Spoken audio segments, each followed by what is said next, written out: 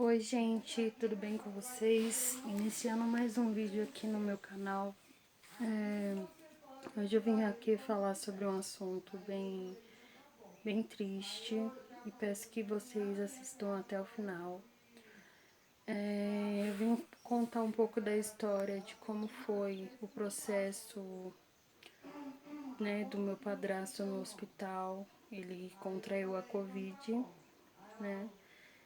E eu vim contar um pouquinho como que tudo aconteceu.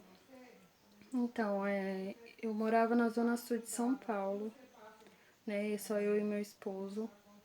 E minha mãe morava num sítio na região de Mogi das Cruzes. E, e quando começou a pandemia, né? Eu tava trabalhando, como a vida de todo mundo, tudo mudou assim do dia pra noite com a vinda da pandemia, né? O assunto da doença. E eu fiquei com muito medo, porque eu tinha essa preocupação de algo acontecesse tanto com meu padrasto quanto com a minha mãe, e em geral com a minha família, né, comigo mesma. Mas eu tinha uma preocupação muito grande na questão do meu padrasto, porque meu padrasto ele tinha é, diabetes, né? Então eu sabia que ele era do grupo de risco, né? Tanto porque ele também já tinha uma certa idade. Ele estava com, se eu não me engano, 67 anos. E ele tinha diabetes e isso agravava mais a situação. Então, aí eu ficava morrendo de vontade de vir pra cá, só que eu tive que sair de licença do serviço por conta do Covid, né? Minha loja fechou, loja que eu trabalhava. E até hoje eu não voltei a trabalhar nesse mesmo lugar porque eu trabalhava na parte do provador. Ao longo da pandemia eu arrumei outro emprego e, e continuei trabalhando. Meu esposo também acabou perdendo emprego, foi mandado embora, arrumou outro emprego e a gente foi tocando a nossa vida. E eu com muita preocupação em questão do meu padrasto, né? O meu padrasto e minha mãe, que são apenas os dois, e a minha sobrinha pequena de 1 ano e 5 meses que morava na chácara, né? Que é chácara, é sítio, eu sempre confundo essas coisas. Então, teve um dia que meu padrasto e minha mãe e minha sobrinha pequenininha foram na casa da irmã dele, né, pra buscar umas roupinhas que a irmã do meu padrasto tinha falado que tinha guardado pra dar pra minha sobrinha. E no caso, nesse dia, só tinha na casa da irmã dele apenas a minha mãe, ele, a minha sobrinha pequenininha de 1 ano e 5 meses, e a irmã dele e o cunhado dele. Então, ao todo eram 5 pessoas, né? Eles jantaram lá e depois vieram para casa. Com 2 dias, meu padrasto começou a ficar muito ruim e a irmã dele veio a ligar depois para informar que ela tinha descoberto que estava com a Covid, né? Ela estava um pouco doente, né? Porque os sintomas nela não foi tão graves, né? E ele já estava ficando doente. Minha mãe entrou em desespero, né? Porque ela tinha ficado muito preocupada sobre isso. Aí minha mãe imediatamente já insistiu muito para ele ir no médico, né? Ela ia acompanhar ele no médico para ele fazer o teste para ter certeza se ele estava ou se não, se era só uma gripe forte. Então os dois foram no hospital, eles fizeram o exame, tanto ele quanto a minha mãe fizeram o exame e os dois exames deu negativo. Então eles voltaram para casa. Ele até brincou com a minha mãe disse que ele brincou que ele poderia dar um beijo nela, agora que ele sabia que ele não estava infectado. E eles vieram para casa. Aí chegou em casa, passaram uns remédios, né, para gripe para ele. E os remédios não faziam efeito, ele continuou piorando. Ele começou a sentir muito cansaço, uma falta de ar muito grande. Ele não teve muita tosse, entendeu? Ele não teve aqueles sintomas assim, como muitos falam, tosse seca, febre, esse tipo de coisa. Ele teve pouquíssima tosse, não teve nada muito além, né? Não teve febre, ele começou a ter diarreia, né? E minha mãe começou a ficar muito mais preocupada ainda, porque ele tomando o remédio direitinho que o médico tinha passado e ele não estava melhorando. Eles voltaram pro hospital dias depois. Foi quando ele fez um novo teste, minha mãe fez um novo teste também. O da minha mãe deu negativo e o dele deu positivo. Então já imediatamente já não deixaram ele mais chegar perto da minha mãe. Fizeram a troca de máscara, né? Deram uma nova máscara para ele. E informaram a minha mãe que ele iria para o hospital, iria ser medicado e iria voltar para casa, né? Que ele não iria ficar internado. Ele foi pro hospital, minha mãe teve que ligar pro cunhado dela para ele vir buscar o carro, porque minha mãe não sabe dirigir, e ele foi levado pro hospital de Brás Cubas e de ambulância. Aí o cunhado dela veio, trouxe o carro, minha mãe teve que voltar para casa de Uber. E aqui na região onde ela mora é um local de difícil acesso, assim, de transporte público, sabe? Tipo, é de hora em hora que passam ônibus, é uma coisa bem difícil. Aí minha mãe veio pra casa, ficou esperando a notícia dos médicos, né? O irmão dele chegou aí no hospital pra pegar os documentos dele, carteira, esse tipo de coisa, roupa, e trouxe aqui pra casa deles, né? E ficamos no aguarde, todos nós, né? Da volta dele pra casa, porque disseram que ele não ia ficar internado. E chegando lá, a situação foi totalmente diferente. Ele deu entrada no hospital e ficou internado. No dia seguinte, no segundo dia, ele já foi entubado. Ele deu entrada no hospital no dia 4 de setembro. E no dia 5 ele foi entubado. E alguns dias depois, eu acho que uns 2 dias depois que ele já estava internado também,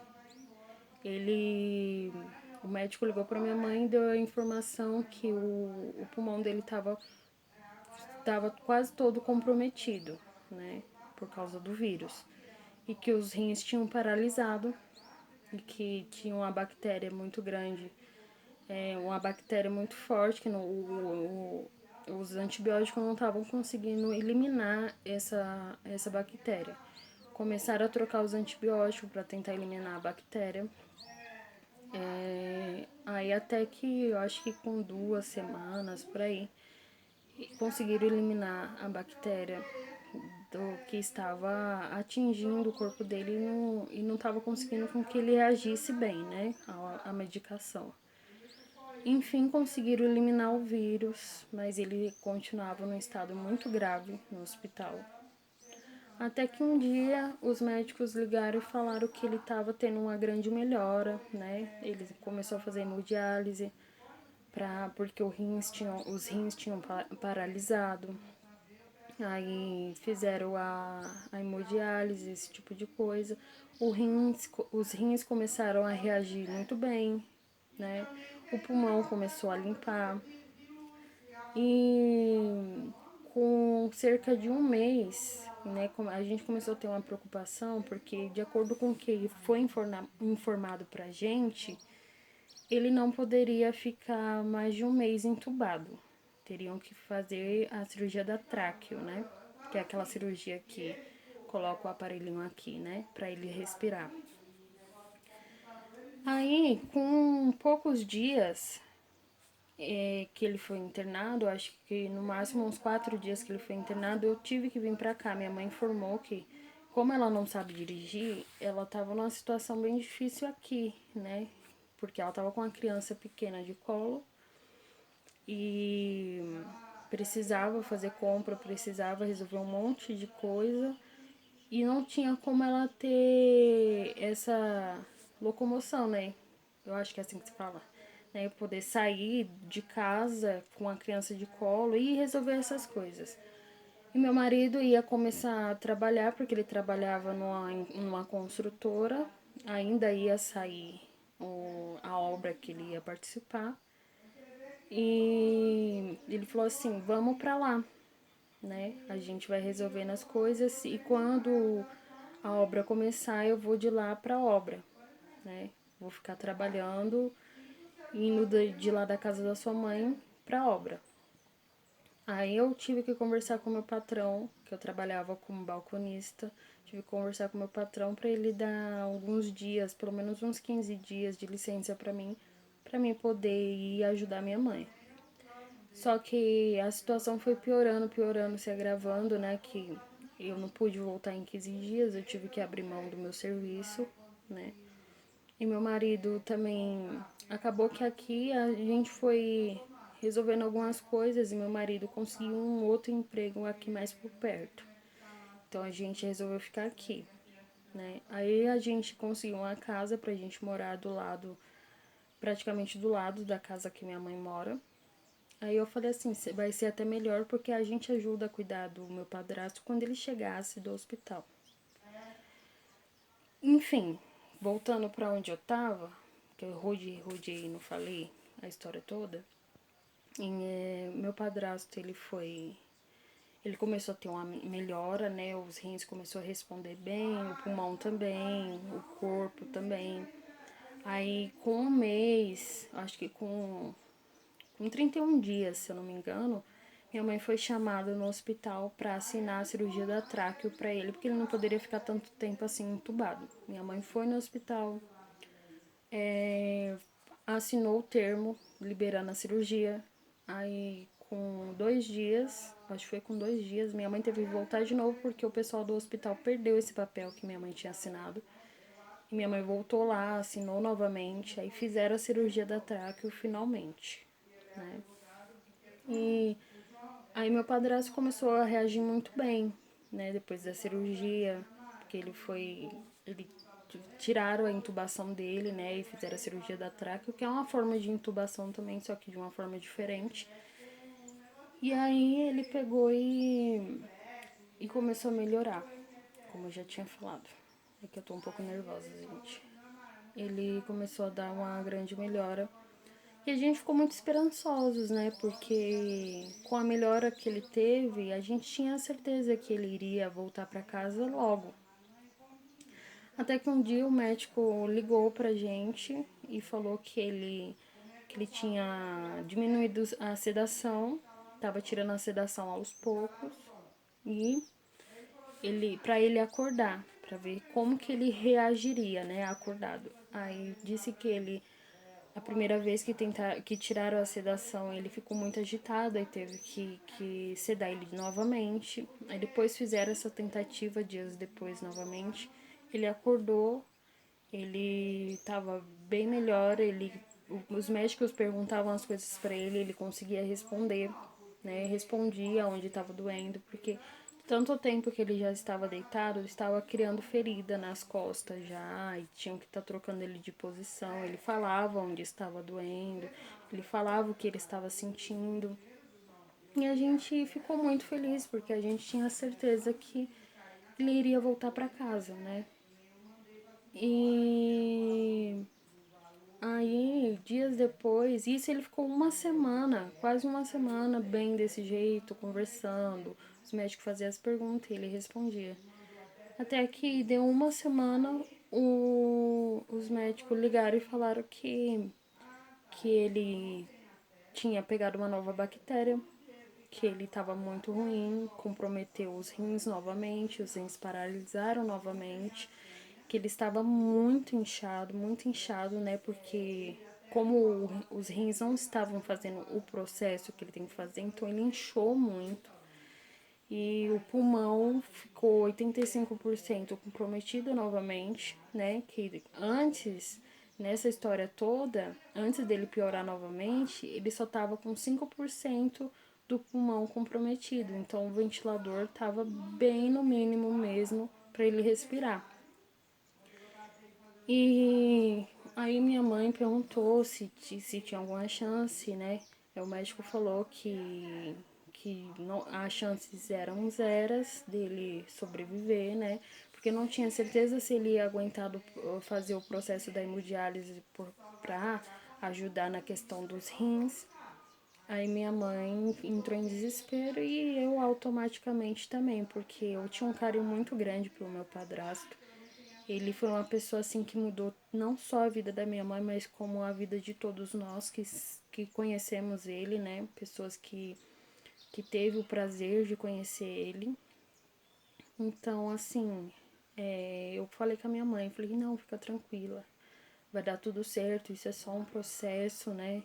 É só uma fase, é uma prova que a gente tá passando. Os médicos podem ter desenganado, mas eu tenho fé em Deus que ele vai reagir, que logo ele vai estar em casa, porque quem dá a última palavra é Deus. Não é médico, não é ninguém, é Deus.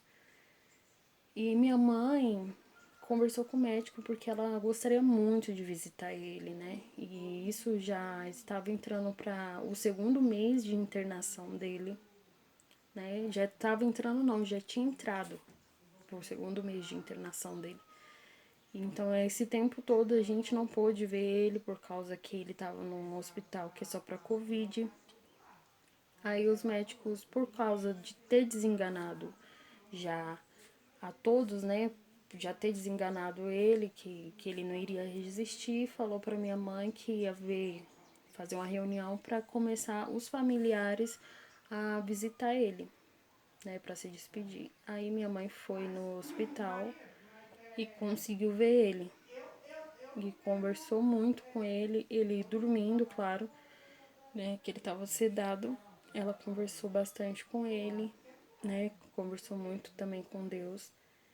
E no dia seguinte, depois ela veio para casa, no dia seguinte os médicos ligaram e falaram que ele estava muito melhor, né, do que ele estava. A gente já ficou muito esperançosos, né, pela melhora que ele estava tendo. Aí, isso no dia 23 de novembro, na segunda-feira, eu acho que no período da tarde, não me recordo muito bem.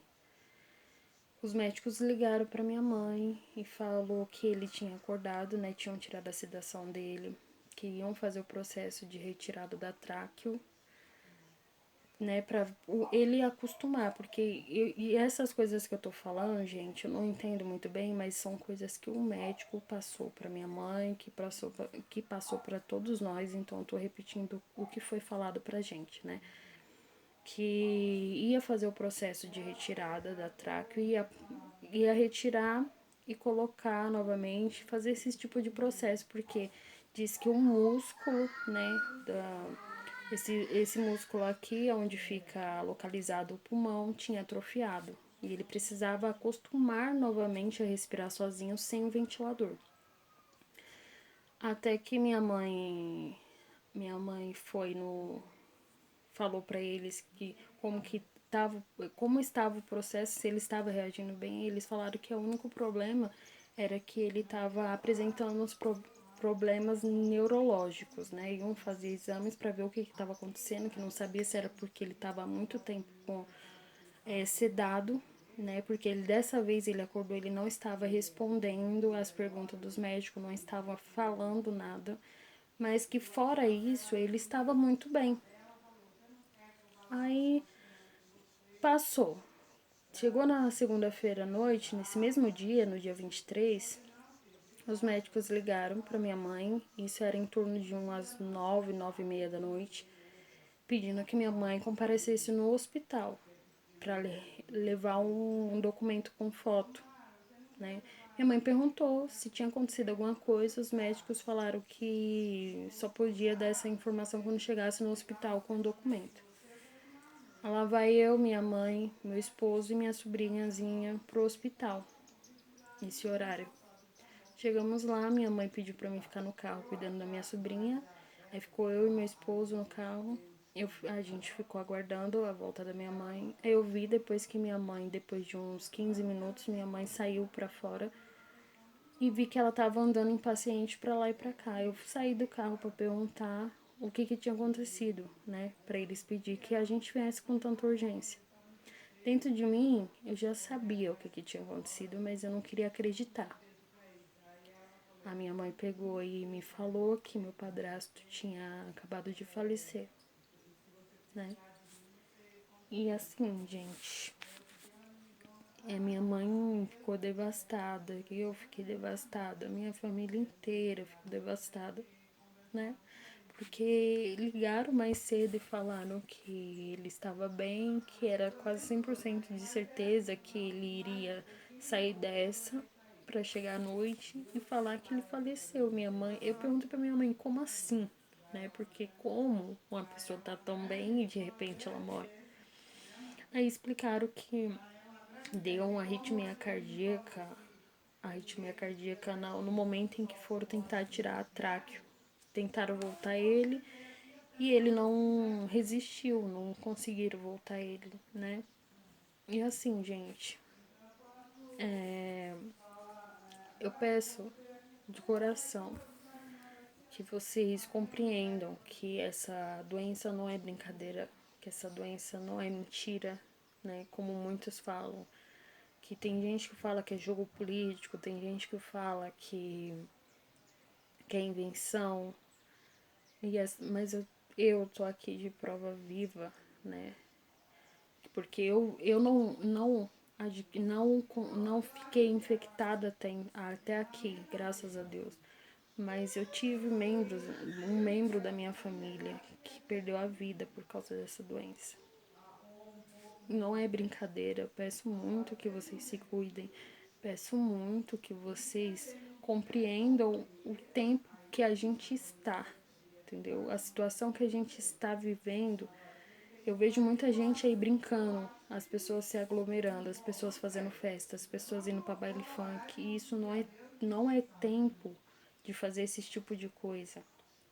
Você tá pondo em risco muitas pessoas, porque você pode muito bem pegar a doença e não sentir nada, e você transmitir para uma pessoa que não vai ter a mesma sorte que você.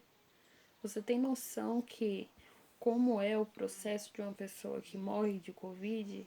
O meu padrasto, ele não teve o prazer de... O prazer não posso falar que isso seja prazer, né? Mas o meu padrasto não pôde ser velado, ele não pôde ter um enterro digno, né? A gente não pôde fazer nada. Minha mãe chegou no hospital, encontrou ele já dentro de um saco, com a boca cheia de algodão, foi o que ela me falou. E simplesmente ele foi enterrado dentro de um saco, jogaram dentro do caixão e só enterraram. A gente não pôde ver lá, a gente não pôde, entendeu?